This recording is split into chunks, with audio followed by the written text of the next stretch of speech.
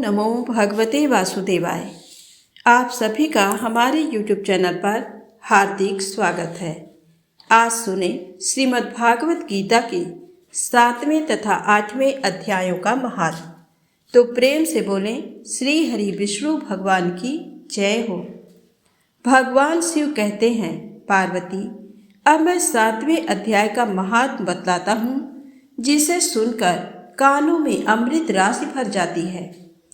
पाटलिपुत्र नामक एक दुर्गम नगर है, जिसका गोपुर बहुत ही ऊंचा है। उस नगर में शंकुकर्ण नामक एक ब्राह्मण रहता था। उसने वैश्यावृत्ति का आश्रय लेकर बहुत धन कमाया, किंतु ना तो कभी पितरों का तर्पण किया और ना देवताओं का पूजन ही। वह धनोपार्जन में तत्पर होकर राजाओं को ही भोज दिया करता था। एक समय की बात है, उस ब्राह्मण ने अपना चौथा विवाह करने के लिए पुत्रों और बंधुओं के साथ यात्रा की।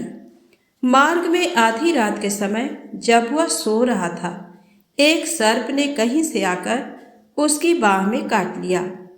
उसके काटते ही ऐसी अवस्था हो गई कि मणि, मंत्र और औषधि आदि से भी उसके शरीर की रक्षा असाध्य जान पड़ी। तत्पश्चात कुछ ही क्षणों में उसके प्राण पखेरु उड़ गए। फिर बहुत समय के बाद वह प्रेत सर्प योनि में उत्पन्न हुआ। उसका चित्त धन की वासना में बंधा था। उसने पूर्व वृत्तांत को स्मरण करके सोचा, मैंने जी भर के बाहर करोड़ों की संख्या में अपना धन गाड़ रखा है। उससे इन पुत्रों को वंचित करके स्वयं ही उसकी रक्षा करूंगा। एक दिन सांप की योनि से पीड़ित होकर पिता ने स्वप्न में अपने पुत्रों के समक्ष आकर अपना मनोभाव बताया। तब उसके निरंकुश पुत्रों ने सवेरे उठकर बड़े विस्मय के साथ एक दूसरे से स्वप्न की बातें कहीं। उनमें से मझला पुत्र कुदाल हाथ में लिए घर से निकला और जहाँ उसके पिता सर्प योनि धारण करके रहते थे, उस स्थान पर गया। यद्यपि उसे धन के स्थान का ठीक ठीक पता नहीं था, तो भी उसने चिन्हों से उसका ठीक निश्चय कर लिया और लोभ बुद्धि से वहां पहुंचकर बांबी को खोदना आरंभ किया। तब उस बांबी से बड़ा भयानक सांप प्रकट हुआ और बोला, ओ मूढ़, तू कौन है? किस लिए आया है? क्यों बिल खोद रहा है? अथवा किसने तुझे भेजा है? ये सारी बातें मेरे सामने बता। पुत्र बोला, मैं आपका पुत्र हूँ, मेरा नाम शिव है। मैं रात्रि में देखे हुए स्वप्न से विस्मित होकर यहाँ का सुवर्ण लेने के कौतूहल से आया हूँ।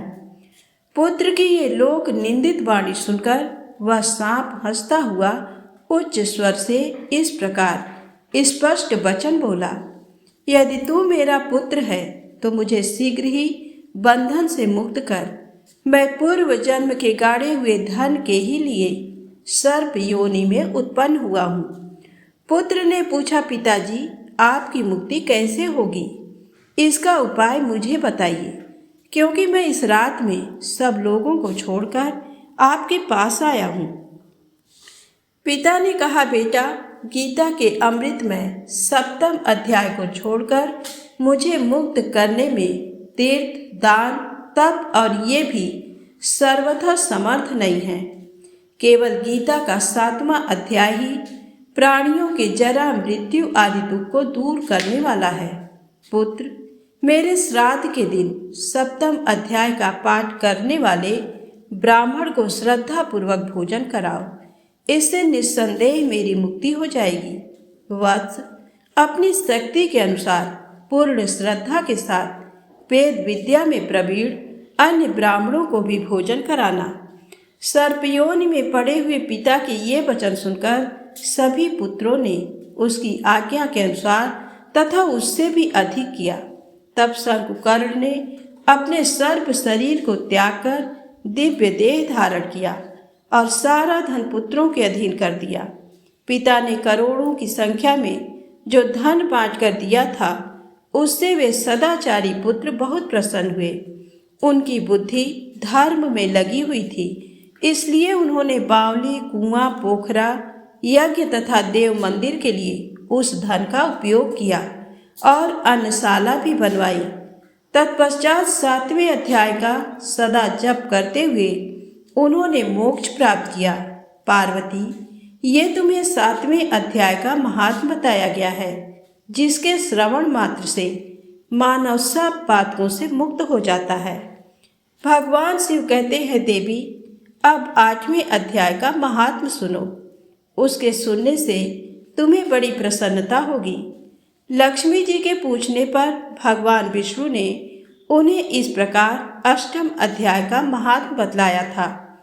दक्षिण में आमर्दकपुर नामक एक प्रसिद्ध नगर है। वहाँ भाव शर्मा नामक एक ब्राह्मण रहता था, जिसने वेश्या को पत्नी बनाकर रखा था। वह मांस खाता, मदिरा पीता, साधुओं का धन चुराता, पराई स्त्री से व्यभिचार करता और शिकार खेलने में दिलचस्पी रखता था। वह बड़े भयानक स्वभाव का था और मन में बड़े बड़े हौसले रखता था। एक दिन मदिरा पीने वालों का समाज जुटा था। उसमें भाव शर्मा ने भर पेट ताड़ी पी, खूब गले तक उसे चढ़ाया। अतः अजीर्ण से अत्यंत पीड़ित होकर वह पापात्मा कालवश मर गया और बहुत बड़ा ताड़ का वृक्ष हुआ। उसकी घनी और ठंडी छाया का आश्रय लेकर ब्रह्म राक्षस भाव को प्राप्त हुए कोई पति पत्नी वहीं रहा करते थे। अब उनके पूर्व जन्म की घटना को सुनो। एक कुशीबल नामक ब्राह्मण था, जो वेद वेदांग के तत्वों का ज्ञाता, संपूर्ण शास्त्रों के अर्थ का विशेषज्ञ और सदाचारी था। उसकी स्त्री का नाम कुमति था। वह बड़े खोटे विचार की थी। वह ब्राह्मण विद्वान होने पर भी अत्यंत लोभवश अपनी स्त्री के साथ प्रतिदिन भैंस, काल पुरुष और घोड़े आदि बड़े दानों को ग्रहण किया करता था, परंतु दूसरे ब्राह्मणों को दान में मिली हुई कौड़ी भी नहीं देता था। वे ही दोनों पति पत्नी कालवश मृत्यु को प्राप्त होकर ब्रह्म राक्षस हुए। वे भूख और प्यास से पीड़ित हो इस पृथ्वी पर घूमते हुए उसी ताड़ वृक्ष के पास आए और उसके मूल भाग में विश्राम करने लगे।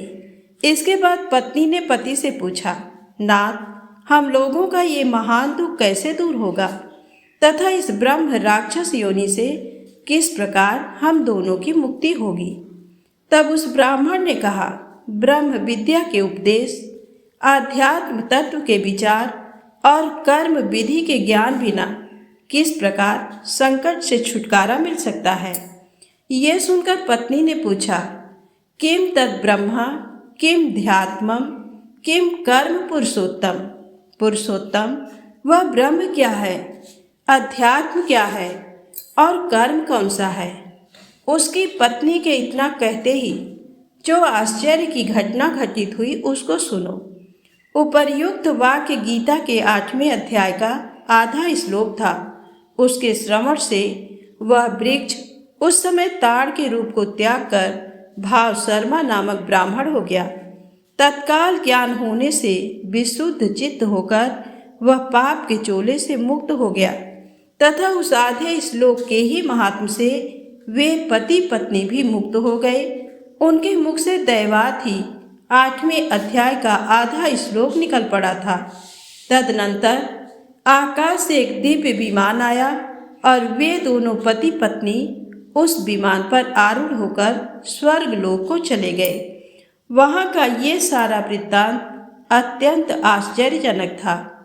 उसके बाद उस बुद्धिमान ब्राह्मण भाव शर्मा ने आदरपूर्वक उस आधे श्लोक को लिखा और देव देव जनार्दन की आराधना करने की इच्छा से वह मुक्तिदायिनी काशीपुरी में चला गया।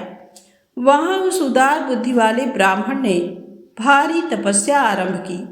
उसी समय क्षीर सागर की कन्या भगवती लक्ष्मी ने हाथ जोड़कर देवताओं के भी देवता जगतपति जनार्दन से पूछा, नाथ, आप सहसा नींद त्यागकर खड़े क्यों हो गए। श्री भगवान बोले, देवी, भगवान की काशीपुरी भागीरथी के तट पर बुद्धिमान ब्राह्मण भाव शर्मा मेरे भक्ति रस से परिपूर्ण होकर अत्यंत कठोर तपस्या कर रहा है।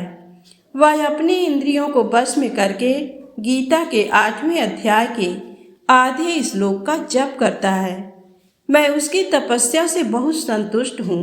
बहुत देर से उसकी तपस्या के अनुरूप फल का विचार कर रहा था।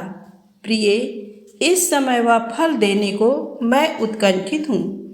पार्वती जी ने पूछा, भगवान, श्रीहरि सदा प्रसन्न होने पर भी जिसके लिए चिंतित हो उठे थे, उस भगवत भक्त भाव शर्मा ने कौन सा फल प्राप्त किया?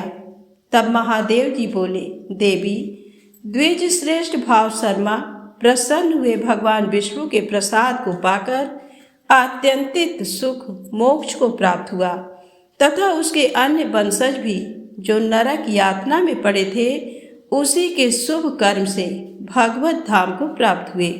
पार्वती, ये 8वें अध्याय का महात्म थोड़े में ही तुम्हें बताया है।